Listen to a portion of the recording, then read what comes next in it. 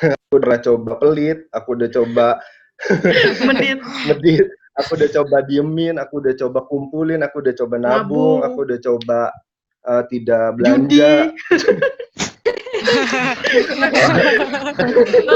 Terus video ini. Aku udah coba everything dan menurutku that's the only way.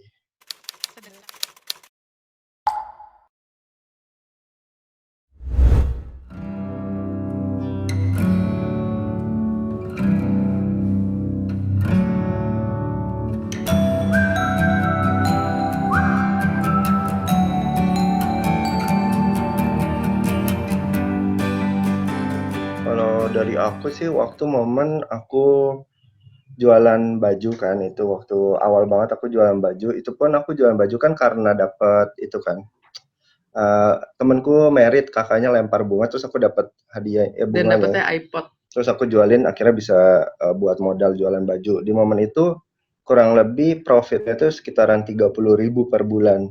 Nah, dari situ aku akhirnya beralih ke tahu bulat dan di tahu bulat profitnya itu 9 juta per bulan. Di momen 9 juta ya, jadi dari 30.000 per bulan jadi 9 juta per bulan itu ada ada peningkatan dari income kan.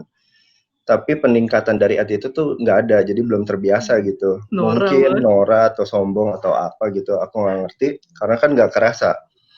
Dan di momen itu juga membuat aku depresi juga karena angka 9 juta per bulan yang seharusnya gede itu nggak gede buat aku karena aku masih naik motor, masih bawa tahu sama dia dan masih hujan-hujanan dan sebagainya dan aku kedepannya pengen beli rumah gitu ya satu gitu. Tapi rumah kan harga 1 M, 2 M dan sebagainya. Jadi dari profit yang 9 juta per bulan itu impossible. Jadinya kan aku ngerasa feel-nya big, tapi rasanya kalau di dunia ini kecil banget gitu. Jadi di situ tuh aku ada marah-marah gitu deh, ada marah-marah kayak nggak terima gitu. Karena kayak kayak aku bilang ke Tuhan kalau di momen itu aku kayak banting-banting motor lah, teriak-teriak gitu, tendang-tendang motor gitu sambil aku bilang kalau jalanku ini salah, maksudnya attitude-ku jelek dan sebagainya, tapi income-nya segitu aja gitu dan kelihatannya gede, tapi sebenarnya enggak. Mendingan hancurin aku aja deh, sudah sampai rusak. Karena aku belum ngerti soal uang, aku nggak ngerti tentang uang tuh untuk apa gitu. Yang aku pikirin uang itu untuk aku gitu. Tapi gara-gara dia teriak-teriak di motor gitu kan, terus kayak seminggu kemudian semua cabang tahu bulat kita tutup langsung. Nah itu kehancuran. Tuhan, Ya itu kehancuran banget deh ya, yang feel-nya sampai berat banget. Di momen itu aku belajar dari Muslim. Waktu itu ada bukunya Ipo Santosa 7 Keajaiban Rezeki, mungkin tahu kali ya. Di momen itu aku baru ngerti what is money dan purpose-nya. Selama ini kayak kita banget gitu. Karena aku udah workaholic, aku udah kerja banget, tapi kita kerja, kita jualan tahu sampai dia TBC, sampai dia masuk RS. Serius? Saking capek banget itu. Iya. Parah, jualan tahu sih parah. Iya, kurang lebih kayak gitu. Keren. Jadi di momen itu setelah aku baca dari Ipo Santosa itu tentang uang, tentang sedekah dan sebagainya itu aku baru ngerti bahwa money is not talking about you can buy anything gitu, tapi lebih ke apa yang bisa lo kasih ke dunia sih lebih tepatnya. Di momen itu baru aku ngerti, baru aku ngerasa aku kaya. Karena kemarin itu feel-nya kurang terus. Karena aku udah coba semua cara untuk gimana jadinya jadi kaya dan it's not working. Dan jadinya aku mencobanya dengan cara lain karena nggak ada pilihan lain selain uang itu disedekahkan. Betul, di momen itu gue kesel doang sih. Iya, di campur aduk gitu kan, karena kita harus mulangin pegawai-pegawai kita jualin gerobak-gerobak kita, terus stok tahu yang udah ada, kita juga bingung harus gimana. Campur aduk, sedih juga, marah juga, bingung juga waktu itu, dan gak tau kenapa dia kayak so sure sedekahkan gitu. Dan waktu itu dia tuh kayak kita harus kasih. Terus aku yang kayak, hah masa sih? Janganlah gitu. Kayak karena kan kalau start from kan. Iya, aku kayak mendingan buat modal kita ngapain gitu dibandingkan kayak kasih gitu. Dan kayak confused, tapi akhirnya karena aku juga ngerasa oke lah ya, gue juga nggak punya cara lain yang lebih baik, kayak I'll do it gitu. Dan feel-nya abis itu kasih, feel-nya sih so relief ya, kayak malah lega. Jadi tadinya tuh kayak terkekang, terikat samping banget, terus tiba-tiba enggak, tiba-tiba plong gitu. Jadi kayak kalau aku sih feel-nya lebih kayak gitu. Atau kalau lu apa tuh? Happy ya. Peace, damai sih. Damai juga iya. gitu. Itu mungkin cara yang paling satu-satunya cara yang bisa dilakukan. Jadi nggak ada, aku percaya itu nggak ada cara lain lagi untuk menjadi kaya bener kaya ya. Itu satu-satunya memberi, nggak ada lagi. True. Nice. Makanya aku udah coba pelit, aku udah coba medit, aku udah coba diemin, aku udah coba kumpulin, aku udah coba nabung, aku udah coba tidak belanja. Terus video ini aku udah coba everything, dan menurutku that's the only way. Aku punya prinsip tuh untuk mengagetkan Tuhan, ibaratnya untuk surprise Tuhan. Do yang belum pernah kalian lakukan, seperti kalau misalnya di gereja mungkin per sepuluhan, kalau di Muslim mungkin 2,5% kalau nggak salah, apa tuh wakaf dan sebagainya. Cobain 80%, cobain 100%. Cobain yang mengiris hati kalian. Trust me, it work. Karena mungkin Tuhan kaget kayak, oh nggak pernah bocah ini ngasih segini. Trust me, it work. That's only way.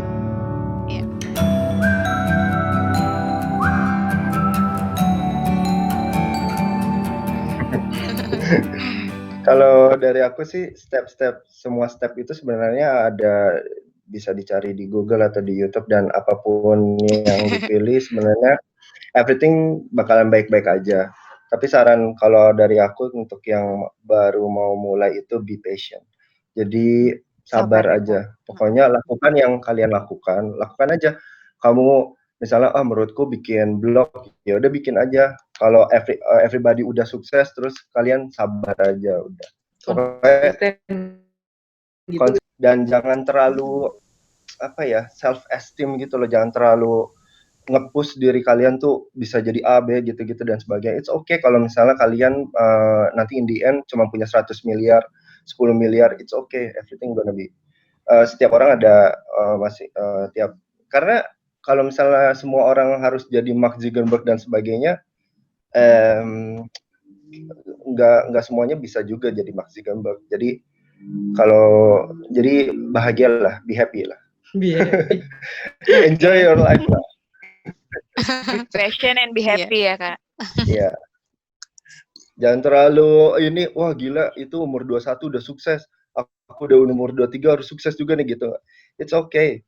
You have a long journey, punya waktu banyak, umurnya masih muda juga dan sebagainya. Umurku sekarang udah 30-an dan menurutku aku masih muda kok.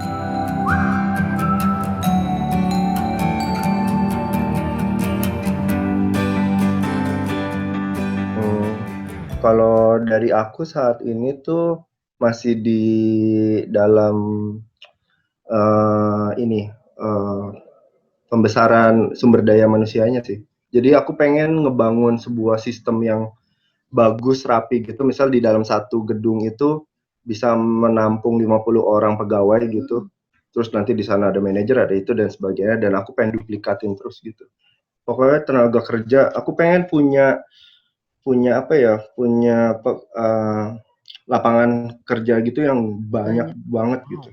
Benar-benar membangun Indonesia lebih baik sih, kayak gitu. Tapi kan dari sisi job desk-nya aku yang pekerjaan aku ini kan kayak masih import gitu kan. Kemarin aku juga udah pernah, akhirnya karena aku agak stres gitu, jadi nasionalismeku sama pekerjaanku agak tidak sinkron gitu. Akhirnya aku juga konsultasi juga sama orang-orang yang udah hebat lah ya gitu. Aku konsultasi, aku bilang gimana ya biar aku tuh bisa nggak ngambil devisa negara terus. Iya, nggak impor tapi malah ekspor. Pokoknya semacam itu. Terus mereka jawabnya, mereka sih ada support sih. Mereka bilangnya yang lu lakukan tuh udah benar dan udah jalannya, lakuin aja terus. Jadi jangan terlalu mikirin ini itu karena lu tuh belum terlalu begitu besar banget, jadinya lu nggak akan berdampak menghancurkan Indonesia, malah lu dengan begini malah meningkatkan Indonesia lebih baik. Ya udah, dari situ aku makin pede aja sih bisa. Makanya setiap keuntungan profit yang aku ambil, aku nggak akan ambil gede banget buat diriku. Kayak misalnya Dot tuh sampai sekarang masih digajinya sekitar 4 juta. Betul. Kalau aku tuh sekitar 3 jutaan lah. Nah, tapi uangnya itu aku spare ke charity, sedekah, atau yang mungkin obligasi. Kalau pemerintah butuh obligasi dibeli, aku beli. Kalau misalnya kayak nanti harusnya karena COVID ini kita harus ke Bali misalnya kayak gitu. Ntar September mungkin aku ke Bali, meskipun aku nggak suka. Kalau lu mungkin ada apa? Lu? Gua. Itu tadi yang purpose hidup. Belanja. Semua purpose gue sebagai wanita. Tapi enggak, kayak kalau purpose aku bahasa pengen jadi impact sih, karena aku bener-bener pernah lihat orang yang bener-bener meninggal depan mataku, dan aku ngerasa singkat, nggak ada yang tahu, dan ketika orang itu meninggal, ya ada lah yang menangisi dia, misalnya kayak keluarganya gitu. Tapi kalau orang itu nggak jadi impact, sebenarnya ketika kita manusia meninggal, udah hilang gitu aja, ngerti kan? Tapi ketika kita jadi impact, misalnya aku nolong satu orang, terus ketika aku meninggal, ya orang itu akan tetap menjadi legacy aku gitu, istilahnya hidupnya orang itu gitu. Makanya aku ngerasa mungkin aku nggak bisa do much, kayak banyak banget semenjak TikTokku viral, banyak banget yang kayak DM minta lowongan pekerjaan gitu, dan kayak yang Bing bilang, kita belum bisa provide banyak karena kita baru build satu store dan udah ada pegawainya gitu. Jadi setiap ada yang minta lowongan pekerjaan, aku kayak harus bilang sorry, aku belum ada lowongan pekerjaan, dan itu painful buat aku pribadi gitu rasanya, kayak banyak yang mesti dibantu, tapi kita juga nggak bisa bantu kayak gitu. Jadi nggak tahu, aku kayak feel betternya dengan ngerasa mungkin kalau aku share ceritaku, perjuangan kita dulu, sekecil apapun itu ya semoga itu bisa menolong orang lain, bisa jadi impact buat orang lain kayak gitu sih. Jadi pengennya sebenarnya bisa jadi impact dengan cara sekecil apapun. Kalau aku justru kayak gitu.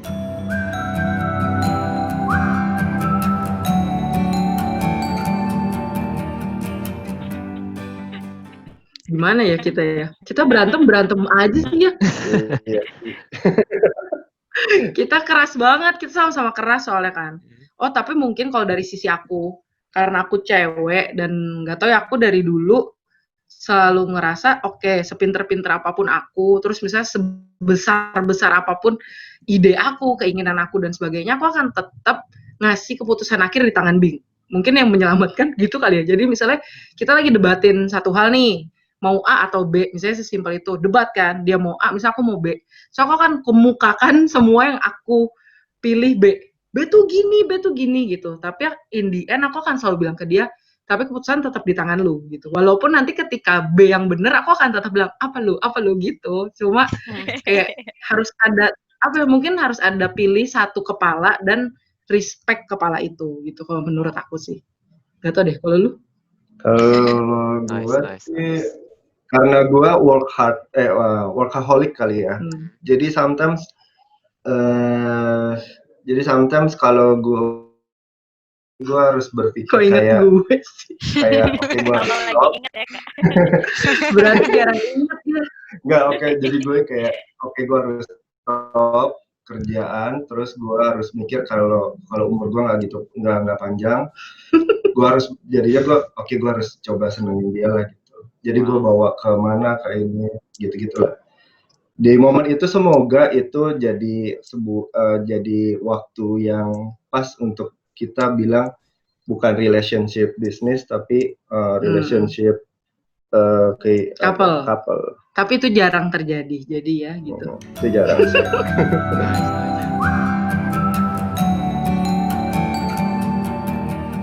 Wadah, kindness always win kalau aku. Jadi kayak gak tau ya, walaupun aku agamawi banget, tapi aku di sisi lain juga ngerasa kindness tuh always win. Jadi mau lu orang agama apapun, mungkin lu juga nggak beragama atau apapun, tapi ketika lu do kindness ya, lu will win gitu. Karena aku rasa Tuhan kan selalu dibilangnya lihat hati kan. Jadi ya itu yang penting gitu. Jadi kalau menurutku di dalam kehidupan seberjuang apapun lu dan bla bla bla segalanya, kindness tuh yang pertama gitu. Di dalam usaha itu kindness yang pertama, di dalam relationship juga kindness, di all things lah kalau menurutku. Jadi kindness number one gitu.